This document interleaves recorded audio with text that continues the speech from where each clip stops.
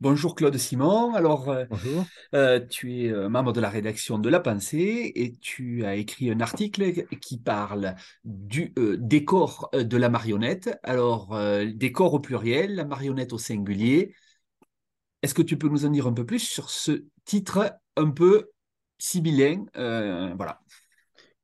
Le titre, c'est donc quel corps fait-on avec la marionnette, avec quel corps au pluriel?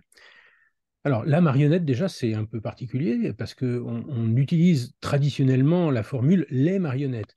Ici, la marionnette au singulier, c'est l'idée que, le constat plus exactement, qu'il y a actuellement la revendication d'un art spécifique, autonome, qui a un langage propre et qui a inventé d'ailleurs l'adjectif marionnettique. Cela dit, cet art dialogue avec d'autres, le théâtre, la danse, les arts plastiques. Mais il garde aussi la trace de ses origines multiples, anciennes pour certaines, très anciennes, et il manifeste une réelle vitalité aujourd'hui qui, à mon avis, va bien au-delà d'une mode. Ça, c'est la marionnette. Les marionnettes, au pluriel, d'abord, je fais remarquer que mon article a été conçu à la suite du 21e Festival mondial des théâtres de marionnettes de Charleville-Mézières en 2021. Et donc, il est le résultat d'une semaine de festivaliers.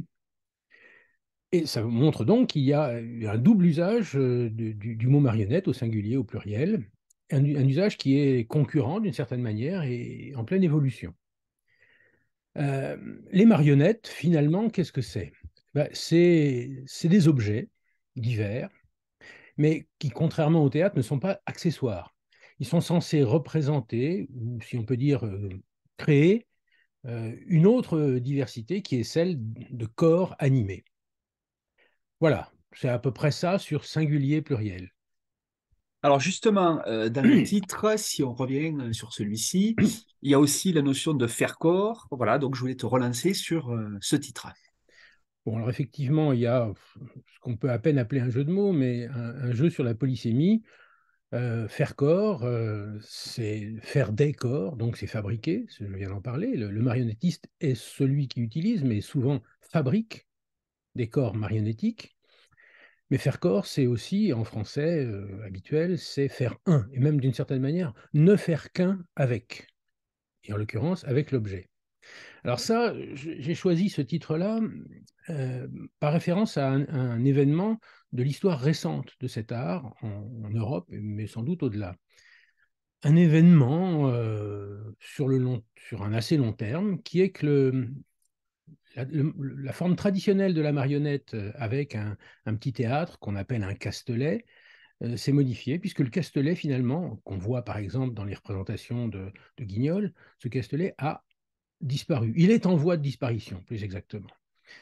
Et ça a un effet, c'est que ça change le statut du marionnettiste, qui apparaît lui-même sur scène, avec ça ou ses marionnettes, à qui il est manifestement lié. Oui, il fait corps avec elle, il fait partie du spectacle.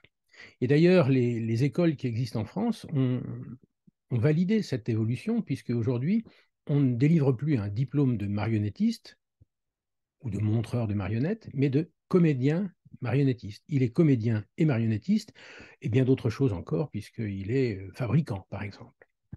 Et le spectacle, c'est le spectacle de marionnettes, c'est le moment où le marionnettiste accepte de faire corps avec l'objet, quitte parfois à amputer, transformer, effacer, ou on pourrait même presque dire flouter son propre corps.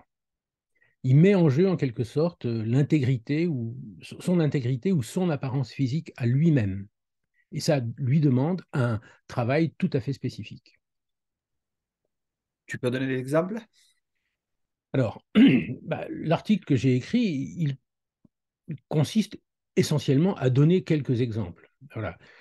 À des fins pratiques de pertinence par rapport à un échantillon de 10 spectacles, j'ai un peu fabriqué 5 types de liens, 5 catégories, 5 types de liens concrets ou symboliques entre le corps du manipulateur et celui de la marionnette.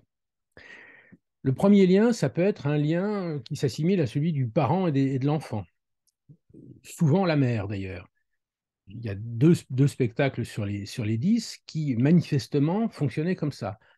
la marionnette vient est représentée comme venant du corps du marionnettiste. Deuxième catégorie, le tout et la partie. Un corps humain prend une partie de lui-même, souvent la main, mais pas seulement, pas uniquement, comme un objet, et il y a un dialogue ou un combat parfois entre le tout et la partie de ce corps qui se dissocie. Troisième type, le marionnettiste et la marionnette sont les doubles l'un de l'autre, partenaires ou adversaires, pour un combat ou pour une danse éventuellement. Dernière catégorie, ou avant-dernière catégorie, entre la visée, l'idée de produire du sens en quelque sorte, qui est ce que le marionnettiste espère, et l'outil qu'il utilise, donc l'objet marionnettique. Puis évidemment, j'ajoute une dernière catégorie euh, qui semble refuser le principe posé initialement de la disparition du Castellet, puisque lui, il rétablit le Castellet, ce type de spectacle, où le corps caché des marionnettistes, pourtant d'ailleurs, demeure particulièrement présent et énigmatique. Voilà, ça me donne 10 exemples de spectacles. Je donne dans l'article 10 exemples de spectacles qui témoignent d'une forte conscience du destin et des mutations, à mon avis, des corps humains ou non humains dans le monde actuel, de ce que c'est qu'un corps aujourd'hui. Ces 10 exemples de circonstances, finalement, hein, voilà, c'est lié aux rencontres que j'ai pu faire, aux spectacles que j'ai pu voir dans cette semaine de festivalier, au programme, mais ils me semblent tous révélateurs d'une dynamique propre au monde marionnettique. Et donc, voilà, il s'agissait de montrer un élément dans l'histoire de la marionnette aujourd'hui.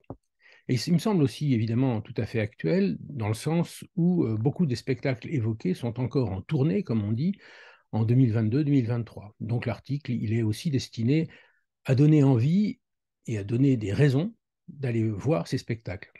Et puis, il me semble aussi que ce n'est pas un article véritablement de recherche, mais un article d'observation, et que ça correspond, à mon sens, à la rubrique qu'on a créée dans la revue, qui est cette rubrique de vie de la création. Voilà. Merci Claude. Je rappelle que cette rubrique, tu l'as largement initiée.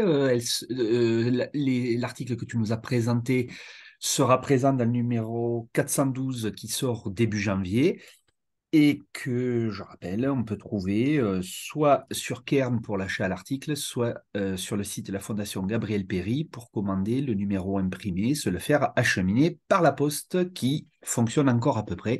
Un service public, on peut espérer que ça va durer. Merci, à très Merci. vite Claude.